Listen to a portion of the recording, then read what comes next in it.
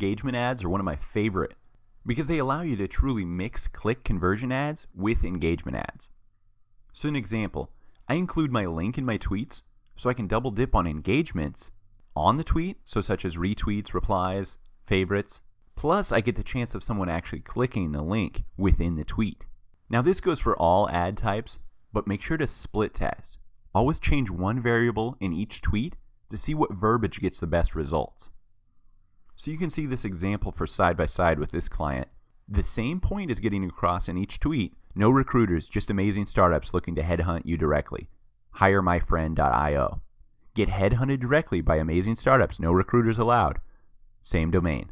Get hired directly by amazing startups, no recruiters allowed. Same domain name.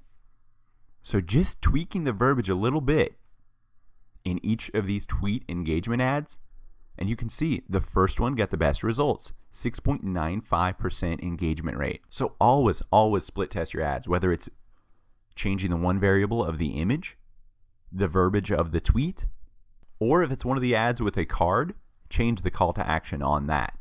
Always split test and see what gets the best results. For my Twitter ads, I like to blast as many Twitter usernames or followers with my first ad. Then after a week or so, I evaluate what username is driving the best engagement rate and the most clicks. Then I create a new ad targeting just the top 1 to 3 handles that drove the most engagement. So you can evaluate this by going to your ads.twitter.com, clicking campaigns, and then click the campaign you want to review, and then click the @handles in the left sidebar to see which handle drove the most engagement. So you can see a recent ad here for a client. I went to my campaigns, clicked the campaign I wanted, and then you click handles in the left sidebar. Then I come over here and I can click tweet engagement rate to sort this column by best to worst. So you can see the handle that had the best engagements is @Remington Arms.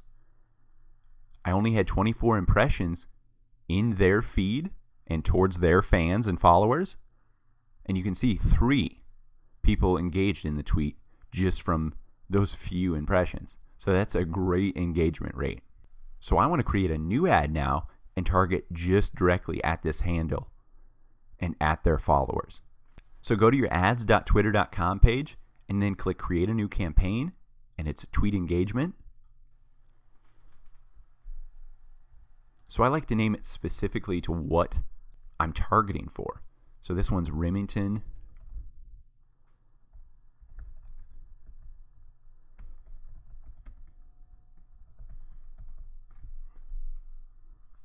So with this campaign name, I know I'm targeting this handle, and it's a tweet engagement. So you name it anything so you can quickly see this in your list of campaigns and go, okay, I know this was my specific single handle engagement ad. Next, we scroll down to select an audience for location. I know this client is out of Canada.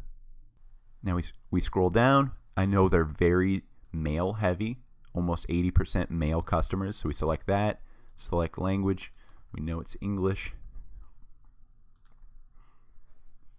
Select devices and platforms. I love to blast everything. I love to acquire people from their desktop or mobile devices. So this is great. As for select mobile carriers, we actually had a client in the past that was a mobile carrier. So it was unique that we could target everyone that wasn't a part of that carrier. But other than that, I really haven't seen a purpose for this.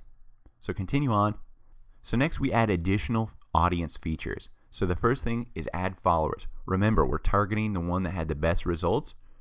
Remington Arms. There it is. Click that. So we're just targeting that niche. Let's scroll up to see our audience size right now. 4K is our potential reach. Canada, male, we're very targeted, right? So to expand this a little bit bigger than this 4K, let's scroll down. And like I said, let's add interest and keywords to broaden our reach. If you want to just be specific with Remington, that's great. Let's A/B split test. This will be one ad. We're ready to go. We could launch this ad. But let's start with broad first and then create another ad that is just targeted at these 4,000 Remington people, males in Canada. But let's add a keyword. So what is Remington? That's a gun brand. So let's go guns. So we want to target each element. Broad match, phrase match, so when someone actually types in that phrase with quotes around it in their tweets. Then if we type it in again, you'll see it's a negative match. This means when it's not in the phrase. We don't want that. We want either a broad match, it used in some form, or exactly in that phrase match in someone's tweet. So now let's see what those two keywords added. We're at 173,000 people in this audience. So now we're getting a little wider. This is something I would actually market to. So you can take a look at interest. I always like to pair interest with the keywords. That's the best results I get. So let's browse categories. So this is going to be most likely outdoor or gaming or sports. Here we go.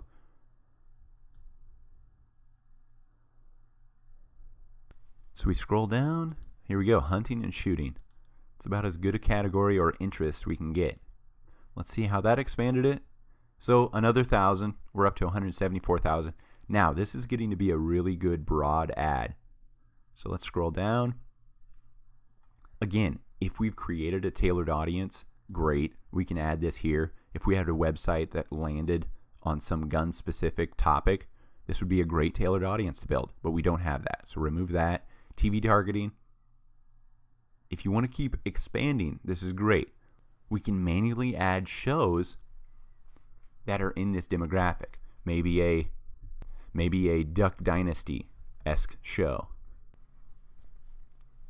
So let's scroll up, see what that did to it. Not much change, 174,000 still. Besides shows, under TV, we can also add by network. So if there was a hunting network, we could target that. We can add by genre. There's nothing really outdoor or hunting specific. Maybe sports, but that's a little too broad for me. So not that. Let's keep scrolling down. Add behaviors and add event targeting. So let's look at behaviors. So this is a great example of when behavior targeting is not available. It's not available in Canada. So we're going to have to pass on behavior targeting. And finally, event targeting. Let's browse events. So this is a great way to jump on or things that are in the moments section on your Twitter. What's coming up? The Cotton Bowl, the Fiesta Bowl. So if we want to target people talking about this, interested in this, this is another great facet to add to this tweet engagement ad. But unless there was something rifle specific that I knew that was coming up, maybe a shooting range, a shooting targeting thing, this isn't actually a fit for us. So let's close this, remove event targeting. And then finally, if we wanted to do the similar audiences thing, maybe someone who has purchased gun supplies on our website, this is where we exclude that tailored audience. And then remember, check mark, expand reach targeting similar audiences by selecting that same audience. But we don't have those, so remove. And then we didn't fill anything out for excluding, so we're good.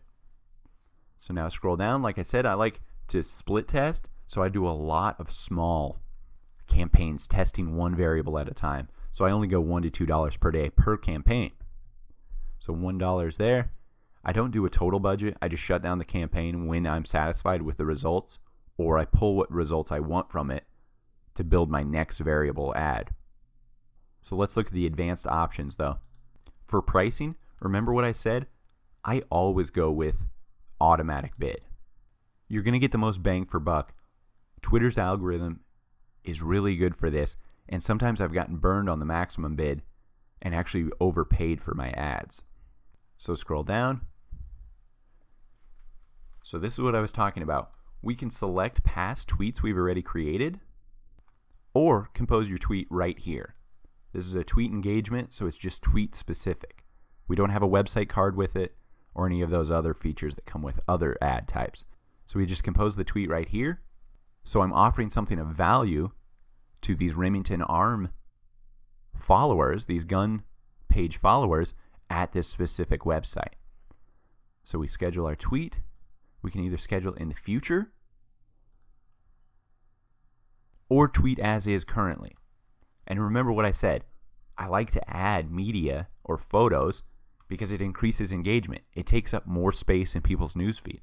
So right here, I want to add a specific photo to this Gun Depot link. And one note, make sure your link is clickable over here. I had to add the HTTP to make that clickable. Remember that. Now remember, the perfect image size for your tweets is 1024 by 512 pixels. So upload that photo, click Tweet Promoted Only. So by clicking this, this will not show up in your actual tweets on your profile. This is promoted only. So this is just on the back end. So we click Tweet Promoted Only. So now you can see we have this selected. We can select past tweets if we want, but no, this campaign is specific to this. And then just click Launch. So now we have this ad going. So now you can see within this campaign the ad going here. We can go back to our campaigns, scroll down, we can see we're running.